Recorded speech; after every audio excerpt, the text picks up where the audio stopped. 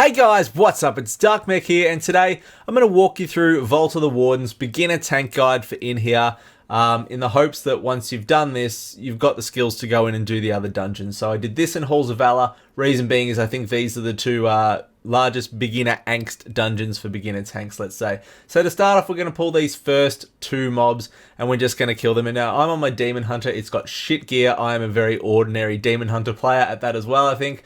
So it's very realistic. It's in a pug. We don't have any big DPS in here. So you have to go through all the mechanics, and I can't just chain pull everything. So I've tried to make it as realistic as I possibly can. Once these first two are down, we're going into the next big pack here. Now the Shadowhunters, they'll cast Metamorphosis and they'll turn into big ass Demon Hunters. There's one there. It'll do more tank damage. The others are going to be casting Corrupt. Interrupt what you can. Be rolling through your active mitigation. Next, we're going to pull the mini boss Soul Render here. Soul Render is going to hit fairly hard. Again, just make sure as a tank you're doing what you're supposed to be doing, rolling through your active mitigation. She'll also cast Metamorphosis. She's going to leave green pools of shit on the ground that you don't want to stand in, and that is pretty much it there. Don't be afraid to use cooldowns if you need to. Next, we're going to pull these Vile Tongue Bleachers. They will do nothing. A nice little trick on this next pack here, pull them with a ranged, so throw glaive, a heroic throw, something like that, or taunt them, and then run into this little cove here behind the pillar. What that's going to do if I switch it out here is it's going to line of sight all those mobs, and it's going to clump them up to make it easier to AoE down. It also makes it easier for your healer. So a nice easy way to do that. You can obviously use grip and chains as well, but if you don't have those abilities, that is how you'll do it. You'll next clean up another pack of Vile Tongue Belchers.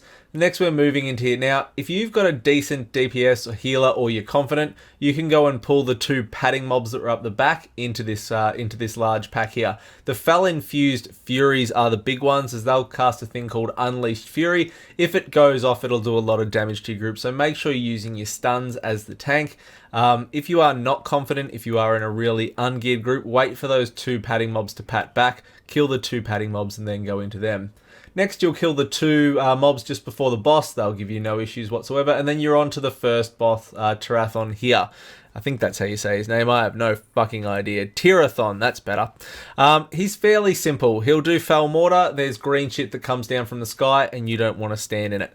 The biggest thing on this boss, if you don't have gear DPS that you will actually see, is his Dark Strikes debuff. Now, he's done Dark Strikes here. What you need to do is this goes for 10 seconds. I need to keep active mitigation up for the full 10 seconds. If I don't, he'll get a damage reduction buff on him, and that obviously causes you to waste time in this dungeon.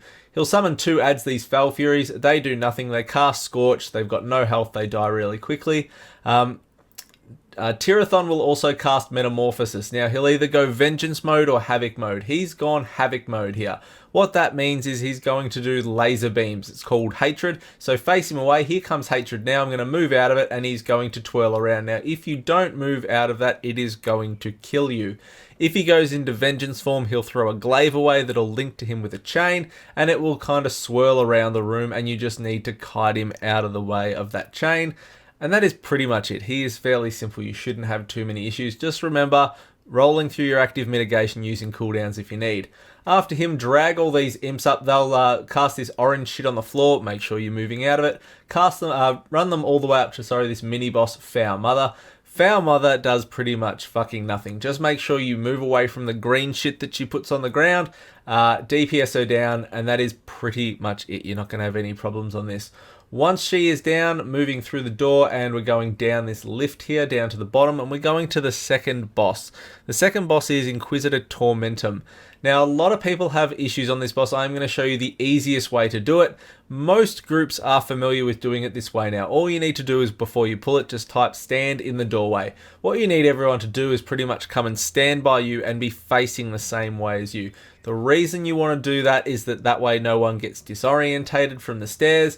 And this is the easiest way to do this boss. So interrupt the Sap Soul if you can. If you don't interrupt the Sap Souls, the next ability you cast, if it goes off, will actually incur a really giant fucking cooldown. It's like 25 seconds or something like that.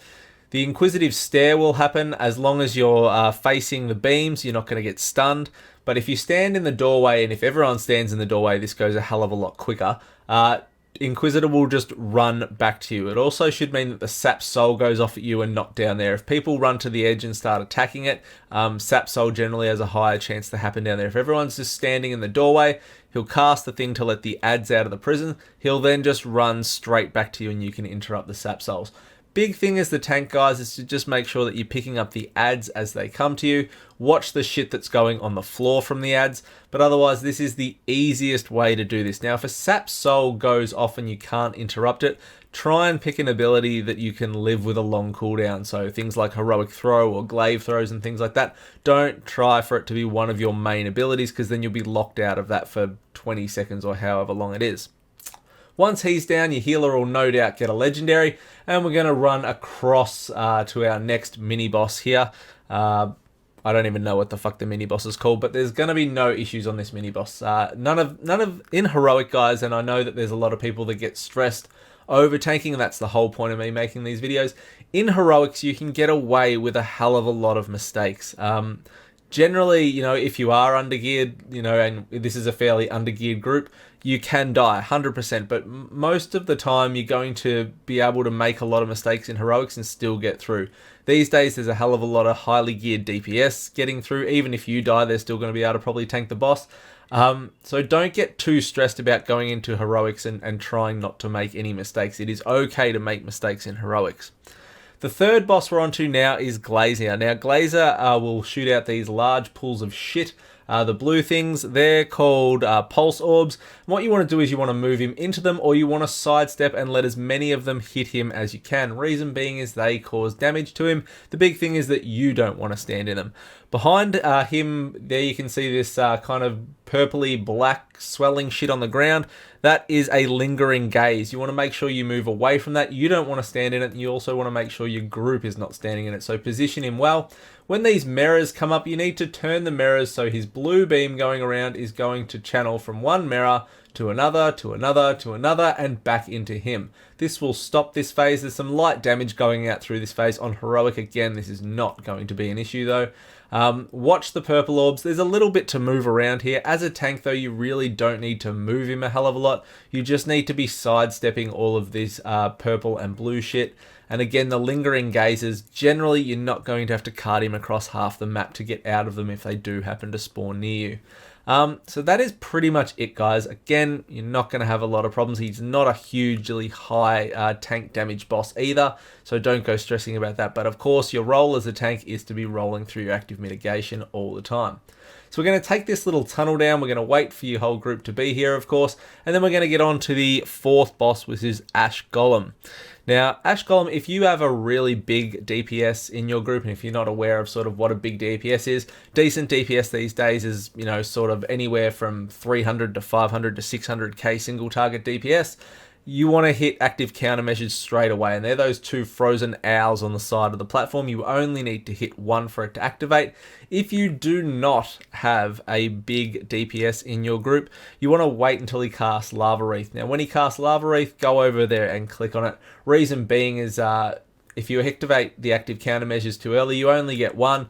It means that you've got to go through a hell of a lot more time dodging fire on the ground. So you get him down to a bit. This clears off all the fire on the ground by doing the countermeasures because we've had the first Flame Wreath, and then you're going to get him down. Save all your cooldowns for this brittle phase. You'll be taking the increased damage. You're really not going to have any problems on this. There's only a few bits in this dungeon I think that are really daunting, and that was the reason I made it. But for bosses like this, there is really nothing you have to worry about as the tank. Make sure you're dodging these fishes. It's a big line of fire on the ground. It's pretty obvious. As a demon hunter and warriors and things like that, you can leap over them. Of course, when you're doing that though, think about what position you are putting your DPS in who are chasing the boss from a melee perspective. These adds that spawn, they cannot be tanked, so don't go pulling your hair out about that. Just stay focused on the boss, and that is about it for that one. So Ash Golem's down. We're running back down the corridor. There is another mini boss, but we're going to skip that one, run down the corridor here, and we're going back, excuse me, to where Inquisitor Tormentum was, and we're going to run up here. Now, someone died for some reason, I don't know why, and then they also pulled the the other mini boss that was over there. So That's just what happens with this jailer here. Make sure that you move out of the green shit on the ground. Again, it's pretty obvious. You can either move him down the bottom and sort of cart him around there, or you can just move him back towards the lift. I move him back towards the lift. Get him down. There's also a meteor. This mini boss will cast a meteor. Make sure you're all standing in that green circle, I think. Honestly, I don't even know how it works, but on heroic, it's not going to be a problem. And kill the Dreadlord. But obviously, avoid pulling the Dreadlord. I don't even know how it happened in this group. Go down this lift and we're going to grab the light as the tank. Now, sometimes the light will always fall to the tank. Sometimes it won't, but if no one's picking it up, you're going to have to pick it up. Now, run over to this ledge here with the light. The idea behind the light is, guys, that if we have the light equipped, or whoever has the light equipped, you can kill the ads. If you don't have the light equipped, they're taking pretty much fuck all damage, and sometimes they're untargetable. So, with the Demon Hunter as well, I found the light was really buggy with metamorphosis changes and things like that. If this happens to you, because it really never happens to me on the DK or the Warrior, if this happens to you, throw the light away, then pick the light back up. You can see we're still able to attack things with no worries, but the light emanating off me is actually gone. So if that happens, throw it away, pick it back up. Run over to this ledge here in the middle. You can't go to the left because there's an invisible wall there. Run over to this middle one and you're going to drop down. Now, if anyone has any pets, it's really important that as the tank, again, the responsibility probably falls to you to tell them to dismiss the pets before you drop down. Otherwise, they're going to pull a whole bunch of shit. Now, someone in this group, again, pulls a whole bunch of shit anyway, and we have to mop it all up. But generally, you can drop down, get the spiders, get a couple of the other ads, and move on to the last two. We end up having to kill a whole bunch of fucking spiders and a whole bunch of other shit because someone pulled it, but that is just the way it goes. And remember, as the tank, you just have to round it all up, and that's the way it goes. Again, you can see the light drops off me a whole lot of times here on the Demon Hunter. Just throw it away and pick it up again. Then we're going to kill these last two ads. The Spirit of Vengeances will do a knockback kick, which will just punt you away. You can just leap back to them. Same on the Warrior. You can also charge back to them as well. When you're running across this bridge, guys, when you come in, throw the light away if you don't want to get stunned. If you run across the bridge with the light, you will get stunned. So if you're always wondering why you get stunned if you've got the light, that is why. Next, we're going to run over and pick up the light for the last boss, Cordana Felsong. Now, it is far from ideal, guys, for the tank to have the light in this fight. But again, sometimes some people just don't want to do it. Some people don't know how to do it, so it's going to fall to you. Hence me picking up the light and showing you what the go is. So Cordana is going to do a knockdown kick, which you need to be aware of because you don't want to get punted off the edge. She's also going to cast these Deepening Shadows, which are these large puddles of the blue defile on the ground, which will spread. If you've got the light, you can go and stand in them. Now, sometimes the light will actually get punted off you. You just need to pick it back up. You need to make sure you're running and standing in these Deepening Shadows. It's also going to cast a thing called Veil in Shadow, which you need to go and find her. Now, what you can do is you can either click the light and throw it over to all where the glaives are coming from, or you can just run over there. If you are decent with a throw, it's far better to just pick the light up and throw it over there. That way your range DPS can start DPSing her before you get there. Otherwise, just run over there. This is why I was saying it's far from ideal for the tank, because you have to continually keep running around to get the pools of Deepening Shadows. If you've got the light, it's far easier for a mobile DPS, like a range, to be able to do it. However, as a Demon Hunter, you do have a hell of a lot of mobility, so it's really not too awful either. She'll cast this thing called Creeping Doom, which is a large line of green Cordanas. Now, the easiest thing to remember here, the gap is always on the right side. It is always 100% on the right side. You need the light to be able to see the gap, so make sure your party's with you or you're sticking with your party so you can show them where the gap is. But it is always on the right-hand side, guys. So you're just going to pretty much run around in the heroic, in a circle, wait for the line, and then run to the right side. It's pretty simple. After you've had 2 lines of that, she is going to come back into play. Again, just watch out where your positioning is for the knockdown kick so you're not getting punted off the edge. If you do get punted off the edge, you are going to be carried back up. She'll cast a thing called Vengeance. Watch where the glaives are coming from. Throw your light over there, and then you want to kill the Avatar of Vengeance. When you run over there, though, watch for the knockdown kick. You can see I positioned myself back towards the middle of the arena there, just to make sure I'm not getting knocked off. Make sure when you throw your light, you're picking it back up again, and then you're going to have to start sort of looking out for these the Deepening Shadows. She's done a Creeping Doom here again, so we've got the line of green shit coming towards us. We're on the right side because we're going to get through the gap here, which is coming up now. And you can see it's always on the right, 2 from the right pretty much, or 3 from the right, sorry. And that is it, guys. So it's pretty simple, but at the same time, I really get where a lot of angst for this dungeon comes from. So hopefully I have made it as simple as possible, non-nonsense, really fucking straightforward. If I've missed anything or you need clarification on anything, please hit me up. But I've tried to make it as easy as possible. So this, you can take these skills you've learned from this, Halls of Valor, and take it into other dungeons. Any questions, guys, please do hit me up. Otherwise, like, comment, subscribe. Thanks very much for checking out the video, and I'll see you all next time. See you guys.